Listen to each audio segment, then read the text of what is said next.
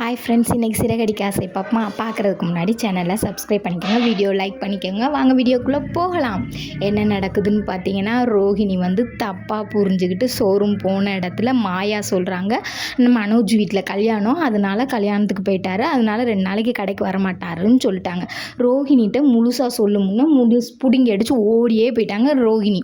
அப்போ மாயா யோசிக்கிறாங்க, என்ன மனோஜ் சாரோட தம்பிகளுக்கு தானே கல்யாணம்னு சொன்னோம், இவங்க எதுக்கு இவ்வளவு அறக்க பறக்க ஓடுறாங்க அப்படின்னு அந்த மாயா பொண்ணு பார்த்துக்கிட்டு இருக்கையிலே பார்த்தீங்கன்னா, ஐயோ மனோஜ் கல்யாணம் பண்ணிக்க போகிறானே, நம்ம என்ன பண்ண போகிறோம், நம்ம பிள்ளைக்கும் அப்பே இல்லை, இந்த பிள்ளைக்கும் அப்பே இல்லைன்னா நம்ம என்ன பண்ணுவோம் ஏது பண்ணுவோம் அப்படின்னு சொல்லி புலம்பிக்கிட்டே ஆட்டோவில் வந்துக்கிட்டு இருக்காங்க ரோஹிணி. அப்புறம் பார்த்தீங்கன்னா, இங்கே ஒரு பாட்டுக்கு டான்ஸ் ஆடுறாங்க. சாதுரியம் பண்ணாதடி என் சலங்கைக்கு பதில் சொல்லடி அப்படின்னு சொல்லி பழைய பாட்டு, நம்ம ஜெமினி கணேசன் பாட்டு செம்மையாக இருக்கும். 2 பேருமே டஃப் கொடுக்குறாங்க டான்ஸில்.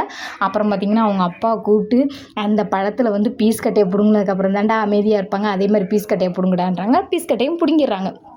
பிடுங்கினோனையும் பார்த்திங்கன்னா, அப்புறம் எல்லாத்துக்குமே கல்யாணம் முடிய போகுது. தாலி கிளியெல்லாம் கட்டுறதுக்கு முன்னாடி எல்லாருக்குமே அர்ச்சனையை கொடுத்து போய் தொட்டு கும்பிட சொல்கிறாங்க. எல்லாருமே தொட்டு கும்பிட்டுக்கிட்டு இருக்காங்க.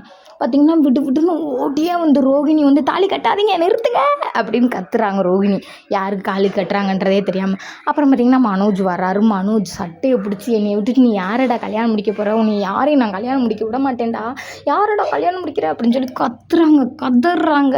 அப்புறம் பார்த்திங்கன்னா, அவங்க அம்மா சொல்கிறாங்க, என்னடி எங்கே வந்து என்னடி கலாட்டா பண்ணிக்கிட்டு இருக்க, உனக்கு என்னன்னு தெரியுமாடி, நீங்கள் நிறுத்துங்க அப்படின்னா ரோஹிணியோட ஃப்ரெண்டு வந்து, என்ன நடந்துக்கிட்டு இருக்குன்னு தெரியாமல் ஏன் ரோஹிணி கத்துற, இரு ரோஹிணி உன் வேலையை பாரு, நீயும் சேர்ந்துக்கிட்டு தான் இந்த வேலை பார்த்துக்கிட்டு இருக்கேன், உனக்கெல்லாம் மனசாட்சி இல்லை அப்படின்னு சொல்லி கத்துறாங்க. அதோடு நடத்த முடிச்சிட்டாங்க.